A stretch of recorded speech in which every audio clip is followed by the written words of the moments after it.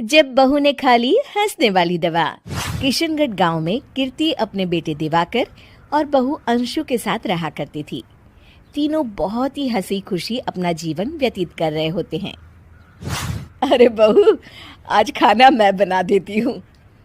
नहीं माँ जी, आप क्यों तकलीफ कर रही हैं? आप आराम कीजिए, खाना मैं ही बनाऊंगी। कितनी अच्छी बहू मिली है मुझे।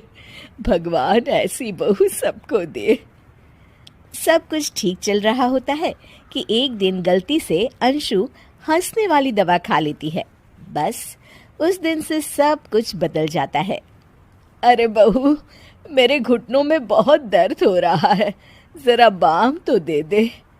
अरे बाम लगा कर क्या करोगी माँ जी? मैं पाँव दबा देती हूँ। अरे एक तो मुझे पाँव दर्द हो रहा है, ऊपर से तुम हंस रही हो। आई एम सॉरी माँ जी। अरे फिर से हंस रही है, जा तू मेरे कमरे से, मुझे तुझसे बात नहीं करनी।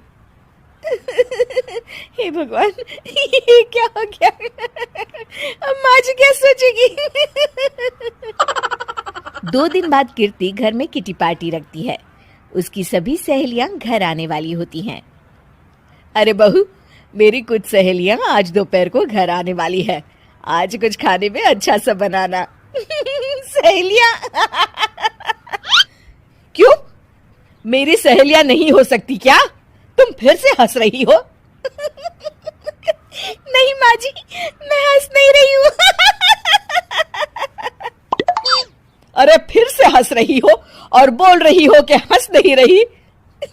नहीं माँ जी, मैं तो तुम जाओ मेरे सामने से और किचन का काम कर लो, जाओ। दोपहर को कीर्ति की सभी दोस्त खाने पर आ जाती हैं। अरे वाह, घर तो बहुत सुंदर सजाया है कीर्ति। अरे मैंने कहा, ये सब तो मेरी बहू का कमाल है। अरे वाह, बड़ी गुनी है तुम्हारी बहू तो। हाँ हाँ, खाना भी अच्छा बनाया है। हाँ, बहुत ही गुनी है। तो हमको नहीं मिलवाओगी क्या, या छुपा कर रखोगी अपनी हीरे जैसी बहू को? अरे नहीं नहीं, अभी बुलाती हूँ। अंशु, ओ अंशु, बहू रानी। अंशु बाहर आती है। जी माँ जी। बहू, ये सब मेरी सहेलियां हैं, मिलो सबसे। नमस्ते आंटी। नमस्ते बेटा, बहू तो बहुत अच्छी मिली है तुमको, किस्मत वाली हो तुम। किस्मत वाली? अरे क्या हुआ?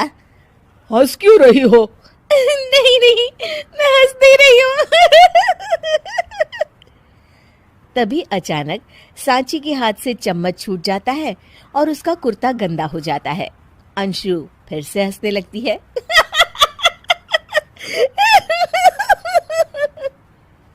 इधर सब सहेलियां गुस्सा होकर चली जाती हैं। कीर्ति भी नाराज होकर अपने कमरे में चली जाती है। हे भगवान, ये मैंने क्या कर डाला?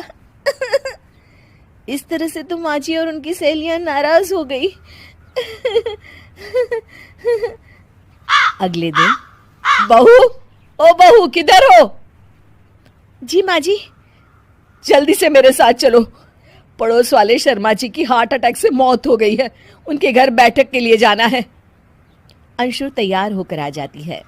थोड़ी देर में दोनों शर्मा जी के घर पहुंच जाती है। वहां पर सब रो रहे होते हैं। कीर्ति शर्मा जी की बीवी के पास बैठकर उन्हें सांत्वना देने लगती है। बड़े अच्छे इंसान थे मेरे पति। अच्छा। तुम हंस क्यों रही हो? वो अच्छे थे। हाँ हाँ, बहुत अच्छे थे अंकल। अरे अंशु, हंस मत। माँ जी, मैं हंस नहीं रही। मैं तो आंटी जी को बस दिलासा दे रही थी। सब औरतें अंशु की इस हरकत से हैरान हो जाती हैं। कीर्ति भी बहुत शर्मिंदा होती है और वो अंशु को लेकर फटाफट घर लौट आती है। अंशु, क्या हो गया है तुझे? हंस क्यों रही थी तू वहां पर? नहीं बाजी, मैं तो बस अरे तू फिर से हंस दी। जा तू अपने कमरे में, मुझे तो तुझसे बात ही नहीं करनी। मेरा बेटा ही तुझसे बात करेगा अब। रात को जब दिवाकर घर लौट आता है तो कीर्ति दिवाकर को सब कुछ बताती है। ठीक है माँ, अब फिक्र मत करो, मैं अंशु से बात करता हूँ। दिवाकर अपने कमरे में जाता है। जी आ गए आप? कैसे हैं? मैं तो ठीक हूँ, बस सर में हल्का दर्द है। सर में दर्द? अरे इसमें हंसने की क्या बात है? नहीं, मैं हंस नहीं रही हूँ। मुझे तो फिक्र हो रही है आपकी।